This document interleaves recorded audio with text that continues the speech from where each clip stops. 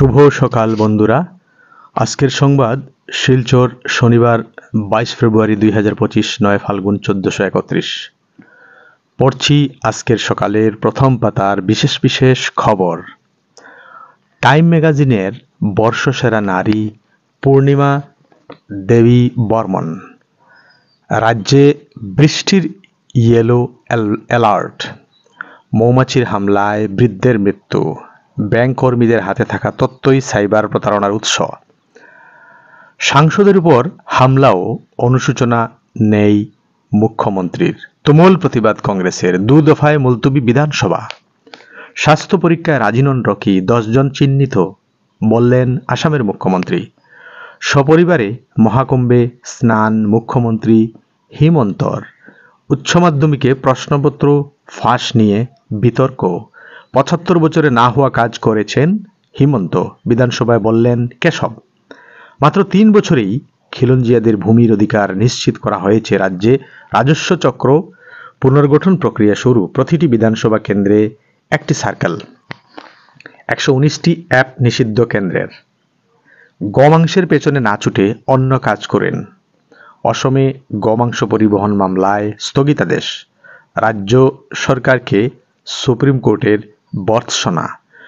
সন্ত্রাসবাদের দোসর হবেন না পাক তোষামোদকারী বাংলাদেশকে হুঁশিয়ারি ভারতের। আমি এসে গেছি, আর তৃতীয় বিশ্বযুদ্ধ হবে না, বললেন ট্রাম্প।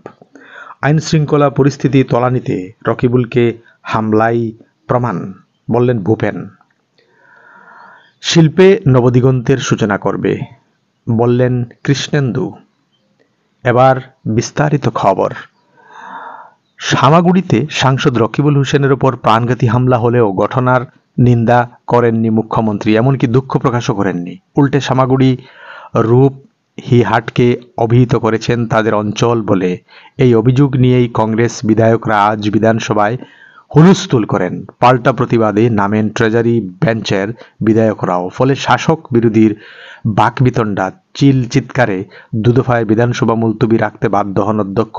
বৃহস্পতিবার বিকেলে প্রকাশ্য দিবালুকে সামাগুড়ি এলাকায় হামলা চালানো হয় কংগ্রেস সাংসদ রকিবুল হোসেনের ওপর।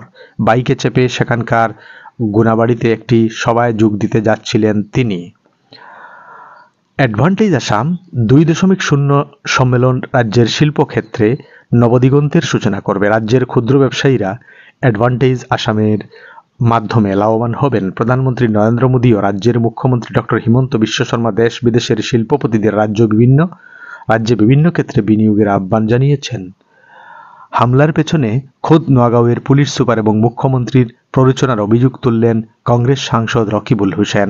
22 জনকে অভিযুক্ত করে এজাহার দাখিল করেছেন তিনি। তবুও ন্যায় পাওয়ার আশা নেই তার, কারণ পুলিশ সুপার ওসি ঘটনায় প্ররোচনা দিলে তদন্ত কে করবে? পুলিশকে আগাম জানিয়ে অনুমতি নিয়ে যাওয়া সত্ত্বে ওসি দূর থেকে তামাশা দেখছিলেন বলে সাংসদের অভিযোগ। গোমাংস পরিবহন মামলায় অসম সরকারকে ভর্ৎসনা করল সুপ্রিম কোর্ট। রাজ্যে অনেক কাজ থাকলেও তাতে নজর দেওয়ার বদলে মাংস পরিবহন নিয়ে অসম সরকার বেশি দৃষ্টি দেওয়ায় সরকারকে ভর্ৎসনা করেছে সুপ্রিম কোর্টের ডিভিশন বেঞ্চ। বেঞ্চের বিচারপতিরা উষ্মা প্রকাশ করে বলেছেন, গোমাংস মামলার পেছনে না ছুটে অসম সরকারের আরও অনেক ভালো কাজ করার রয়েছে। বাংলাদেশ যেন কোনোভাবেই সন্ত্রাসবাদের বন্ধুবাহী হিতৈষী হয়ে না ওঠে, স্পষ্ট ভাষায় প্রতিবেশী রাষ্ট্রকে এমনটাই জানিয়ে দিল ভারত। হাসিনা সরকার পতনের পর মোহাম্মদ ইউনূসের আমলে প্রতিবেশী রাষ্ট্রের পাকিস্তান ঘনিষ্ঠতা ব্যাপকভাবে বেড়েছে।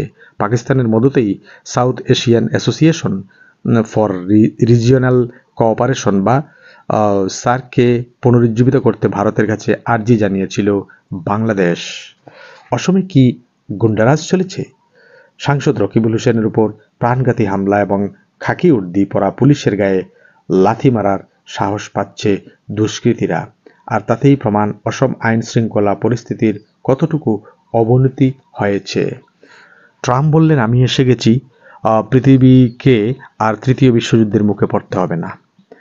মায়ামিতে আয়োজিত এক সম্মেলনে বক্তৃতা দেওয়ার সময় এমনই দাবি করলেন মার্কিন প্রেসিডেন্ট ডোনাল্ড ট্রাম্প। 75 বছরে যে কাজ হয়নি তা 3 বছরে সম্ভব করে খিলঞ্জিয়াদের ভূমির অধিকার নিশ্চিত করেছেন মুখ্যমন্ত্রী ডক্টর হিমন্ত বিশ্ব শর্মা। শুক্রবার বিধানসভার চলতি বাজেট অধিবেশনের চতুর্থ দিন সদনে রাজস্ব বিভাগের পরিপূরক দাবি মঞ্জুরির কর্তন প্রস্তাবে বিতর্কের জবাবে এমন মন্তব্য করেছেন রাজস্ব মন্ত্রী কেশব মহন্ত। অসম বিধানসভার বাজেট অধিবেশনের মধ্যেই শুক্রবার প্রয়াগরাজের ত্রিবেণী সঙ্গমে সপরিবারে স্নান করেন মুখ্যমন্ত্রী ডক্টর হিমন্ত বিশ্ব শর্মা।